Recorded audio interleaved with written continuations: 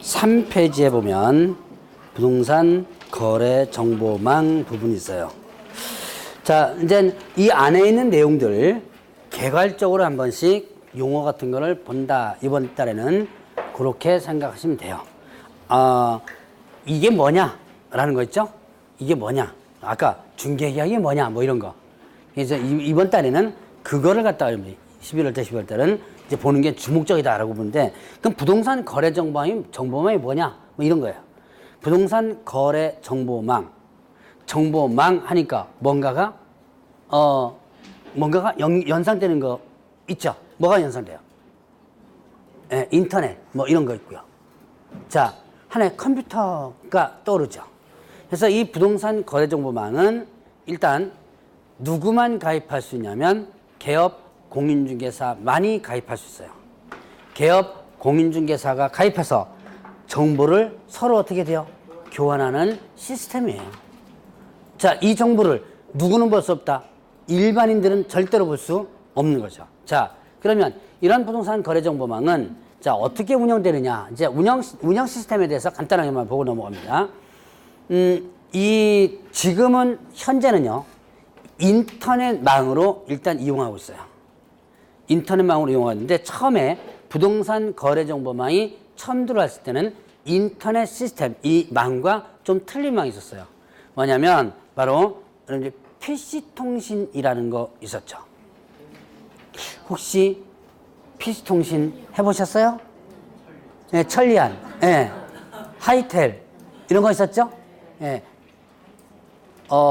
저번 주 금요일 날 알쓸신잡인가? 봐요? 그거? 유시민하고 쭉 나오는 거?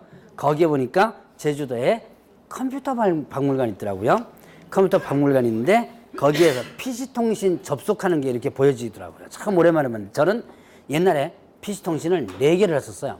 천리안, 하이텔, 나우늘이라는 게 있었거든요. 그 다음에 삼성에서 하는 유니텔이라는 게 있었어요. 4개를 했었어요. 그 뭐 이렇게 많이 했냐? 사실 제가 그거 하고 사업을 좀 했었거든요. 그 안에 정보 제공 사업이 있는데 그거를 좀 해가지고 제가 4개를 가입해가지고 했었는데 어쨌든 그거는 이제 시험 문제 안 나오는 거고 그 PC통신망과 같은 시스템이었어요. 그러니까 이 부동산 거래 정보망이 그래서 여러분들 PC통신 하면 일단 뭐 가지고 접속했죠? 옛날 한번 생각해보세요. 뭐 가지고 접속했어요? 전화선 있죠? 전화선 모뎀 뽑아가지고 접속했죠? 자, 옛날 생각이 아마 날 겁니다, 아마. 삐 소리 나가지고 하는 거. 나중에 잘못하면 전화세 엄청나게 많이 나오죠, 왜? 이게 통합 접속망으로다가도 하지만 개인 접속망으로다 들어가면 전화세만 엄청 나와요, 이거. 그래서, 전화세가 몇만 꽤 나오기도 했었는데, 어쨌든 전화선 갖고 하는 시스템이 이 시스템이었어요. 그러다가 이제 근래 몇 년 전에 이제 망을 틀려요. 이런 전화망과 인터넷망이 틀린데 그 인터넷망으로 바꿔가지고 지금 하고 있습니다.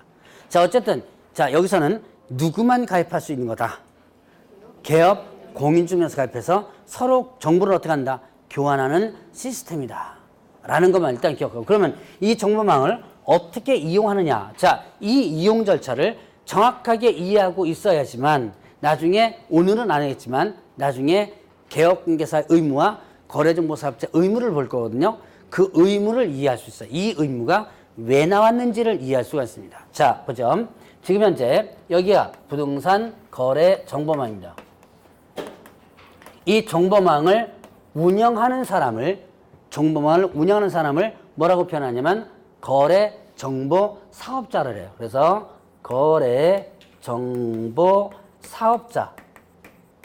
이 거래 정보 사업자는 어떤 사람이라고 그랬어요? 이 정보망을 뭐 하는 사람? 운영하는 사람이라고 그랬죠? 자, 그러면 이때 개업공개사 갑이 일단 갑이 어떻게 한다? 이 정보망에 가입을 합니다.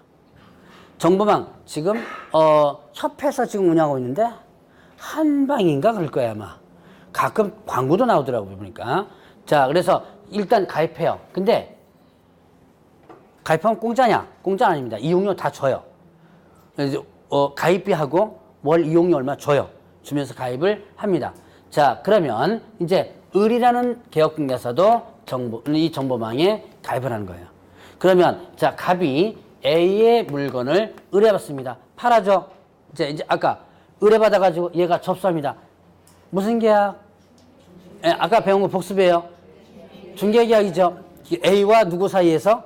갑 사이에서 중개계약이 성립되죠. 근데 팔아주세요 그랬습니다. 근데 빨리 팔아줘야 돼요. 그래서 제가 아까 뭐라 그랬어요? 혼자 서랍 속에 처박아 두지 말고 좀 오픈시키라 그랬죠. 그러니까 정보망이 어떻게 한다? 올리는 거예요. 그런데 여기서 이제 조심. 여기에서 어떻게 하냐? 갑이 정보망에 물건을 직접 올리는 시스템이 아니에요. 여러분들 인터넷을 이용하다 보면 내 물건을 어떻게 돼요? 정보에 직접 올렸다가 나중에 거래되면 내가 직접 가가지고 삭제시켜서 내리죠. 그 시스템이 아니고, 자, 이 갑은 정보 공개의 의뢰서라는 것을 갑은 정보의뢰서를 거래정보사업자에게 제출합니다. 물건을 공개해달라고 뭐에 의뢰 부탁하는 거죠. 한 장짜리 서면이 있습니다. 옛날에는 팩스나 이런 것으로서 받았고요. 그 다음에 직접 뭐 우편으로 오기도 했었어요. 옛날에는 팩스가 없는 데는 막 우편으로도 등교폰으로 막 오고 그랬었어요. 근데 지금은 팩스보다는 팩스도 있지만 주로 뭘 많이 메일로다가 많이 와요. 메일이 파일 같은 건 깨끗하죠. 메일로다 많이 오는데 그래가지고 정보 공개 의뢰서라는 한 장짜리 종이떼기가 있습니다. 그거를 누구한테 보내주면? 거래 정보 사업자가 보내주면 거래 정보 사업자가 그 정보 공개 의뢰서를 보고 어떻게 한다? 예, 정보를 공개하는 거예요. 정보 공개하는 작업을 누가 하는 거예요, 그러면? 공개 작업을 누가 하는 거다? 거래 정보 사업자가 하는 거죠.